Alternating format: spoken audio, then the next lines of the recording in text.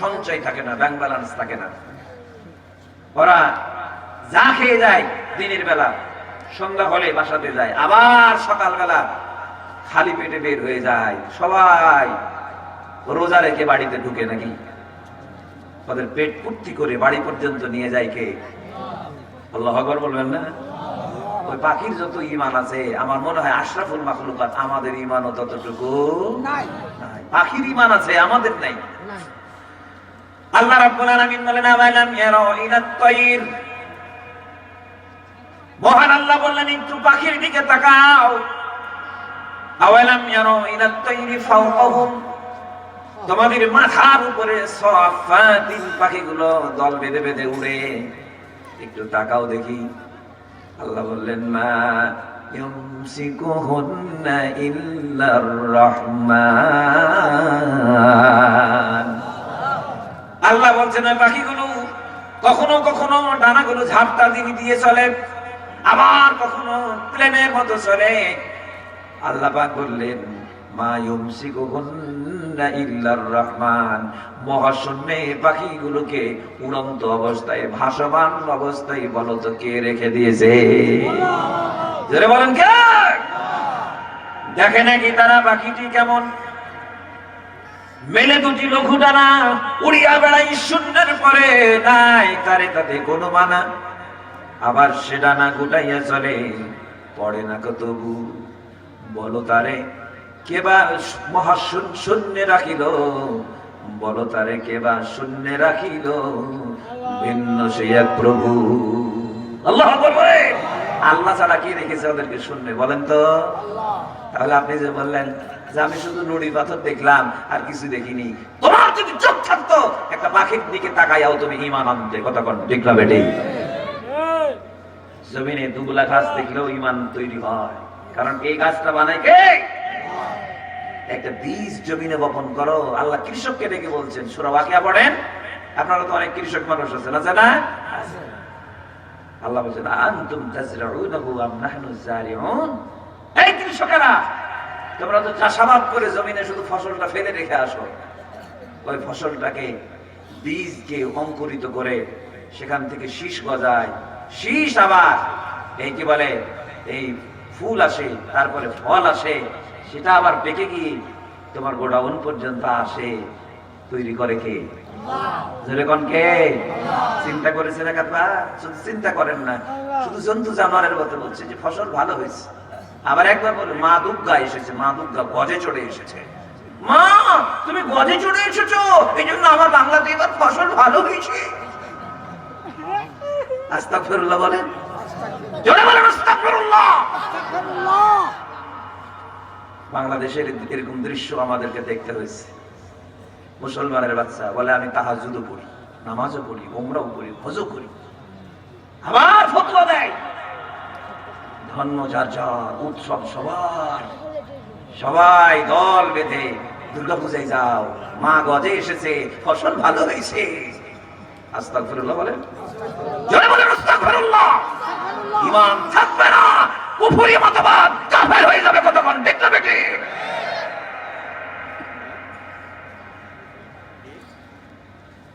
আলোচনা আমরা শেষের দিকে নিয়ে আসি। এবার বলেন জমিনে মহাশূন্যে যা কিছু আছে, আল্লাহ বলেন হুয়াল্লাযী খালাকা লাকুম মা ফিল আরদি জামিআ। বান্দা তুমি জমিনে যা কিছু দেখবে সব আমি আল্লাহ রাব্বুল আলামিন তোমার জন্য বানিয়ে রেখেছি, তোমাদের জন্য। এগুলো সূর্য, চন্দ্র, গ্রহ, নক্ষত্র, এরপরে পাহাড়, পর্বত, নদী, নালা, খাল, বিল, সমস্ত সৃষ্টিরাজি যেগুলো আপনি সামনে পেছনে ডানে বামে দেখবেন, আল্লাহ বলছেন সব তোমার জন্য বানানো আছে। তাহলে এবার আওয়াজ দিয়ে বলেন জমিনে যা আছে সব আল্লাহ বানাইছেন কাদের জন্য গো? আমাদের জন্য। একটু বুকে হাত দিয়ে বলেন কার জন্য? কার জন্য? আমাদের জন্য বানানো আছে। আল্লাহ বলেন ইয়া আইয়ুহান নাস, ও মানব গোষ্ঠী, উবুদু রাব্বাকুম, আইন মানো, বিধান মানো, গোলামি করো ওই মনিবের, ওই মালিকের। আল্লাযী খালাকাকুম, যে মালিক তোমাদেরকে সৃষ্টি করেছেন। সুবহানাল্লাহ বলে, ওই মালিককে মানো। এরপরে বললেন তোমাদের শুধু না, তোমার পূর্বে যারা ছিলেন তাদেরকেও তিনি সৃষ্টি করেছেন। তোমার বাবা, তোমার দাদা, তোমার বড় আব্বা, তাদেরকেও তিনি বানিয়েছেন। আজকে অনেকেই নাই, তারা কবরে গেছেন। আল্লাহ বললেন তুমিও কিন্তু থাকবে না, তোমারও জায়গা কবরে হবে। এটা তুমি আজ হোক কাল হোক বাস্তবতার মুখোমুখি হবে। আজ হোক কাল হোক বাস্তবতার তোমাকে মুখোমুখি হতেই হবে। চন্দ দিন কা মেহমানি হয় तमाम आखिर ठिकाना, कोई आगे रवाना है कोई पीछे रवाना। কয়েকদিনের মেহমান হয়ে এসেছি। এই তো আব্বা গেছে আগে, দাদা চলে গেছেন আগে, বড় আব্বা চলে গেছেন, আমার সন্তান চলে গেছে, বিবিও গেছে, আমিও কিন্তু ওই যাওয়ার পথেরই যাত্রী। কতক্ষণ ঠিক হবে ঠিক কয়েকদিনের সফর। কিন্তু আত্মভোলা মানুষ জমিনে এসে সব নিজের বানাইছে, এটা আমার, এটা আমার, এটা আমার, আর এটা আমার। কিছু লোক আছে এমন আমার আমার করতে করতে এমন করলো, মনে হচ্ছে যে দুনিয়ার মোহে পড়ে শুধু দুনিয়াই দুনিয়া করে মরে। আমার এক দুলা ভাই ছিল গ্রামে, অন্য সম্পর্কের দুলা ভাই। এই বেচারা এমন, ঈদের দিন ঈদের নামাজ পড়ে না। ঈদের দিন কিন্তু মানুষের উৎসবের দিন, ঠিক কিনা? আল্লাহর পক্ষ থেকে এই দুটো দিন উৎসব আল্লাহ আমাদেরকে দান করেছেন, আলহামদুলিল্লাহ বলবেন না? আমার দুটো ভাইকে দেখতাম ঈদের নামাজ পড়ে মাঠ থেকে আমরা ফিরিনি, উনি কখন দূর করে আসছে। আসার পরে উনি কাপড় চোপড় খুলে আবার ওই গরুর হাল নিয়ে, লাঙ্গল নিয়ে সমানে ওই জমিন চষতেছে, মানে লাঙ্গল বহাচ্ছে। আমরা বাড়িতে ঢুকছি, দেখছি লাঙ্গল বহাচ্ছে। আমরা জিজ্ঞেস করি দুলা ভাই নামাজে জানতে? নামাজ পড়ে আগে চলে এসছে, আমার 10 কাঠা জমি হালবানো হয়ে গেল। চিন্তা করেন তাহলে মানুষ জমিনকে কিভাবে গ্রহণ করেছে। আল্লাহ বলেন আমাল হায়াতুদ দুনিয়া ইল্লা মাতাউল গুরুর। দুনিয়ার জীবনটা হচ্ছে মানুষের জন্য ধোঁকার জীবন। কথা কোন ঠিক না বেটি? বলেন তো কিসের জীবন? ধোঁকা। এই কথা কোন কিসের জীবন? ধোঁকা। কেমন? যুবক মনে করছে আমার যৌবন কোনোদিন শেষ হবে না, ও ধোঁকাতে পড়ে আছে। হালাল হারাম বৈধ অবৈধ কিছুই দেখে না, যা পাই তাই খায়। যৌবন বয়স কোন পথে চলছে ও নিজেও জানে না। অট্টালিকা প্রবাহে গা ভাসা দিয়েছে। এখন ধরাকে সরা জ্ঞান করছে, ভদ্রতা নম্রতা ন্যূনতম নাই, সব সীমা লঙ্ঘন করছে, মাস্তানি করছে, খবরদারি করছে, গাঁজা খায়, হিরোইন খায়, ইয়াবা খায়। আলেম ওলামা দেখলেন টিটকারি করে, মস্করা করে, মুরব্বীদেরকে সম্মান করার পরিবর্তে ঠাট্টা করে। কতবার ঠিক কিনা? এই বাংলার জন্য এই কুলাঙ্গার সন্তান জন্ম হয়েছে, এমন বিয়ারা হয়েছে। মোটরসাইকেল চালায়, সাইলেন্সারের পাইপ ডুপ্লিকেট বানাইছে, আওয়াজ দেয়, হেলিকপ্টারের মতো আওয়াজ দিচ্ছে। পাশের মানুষ কানে হাত দিয়ে দোয়া ইউনুস করে বুকে ফু দিচ্ছে। আল্লাহ কি গেল এটা? মনে হচ্ছে জমদূত মালাকুল মউত যাচ্ছে। কথা বল ঠিক না বেটি? আরো বিস্কি মারতেছে। ও বেটা মনে করে যে ওর যৌবন মনে হয় ওর বাপের দেওয়া, আর সারা জীবন এরকম থাকবে।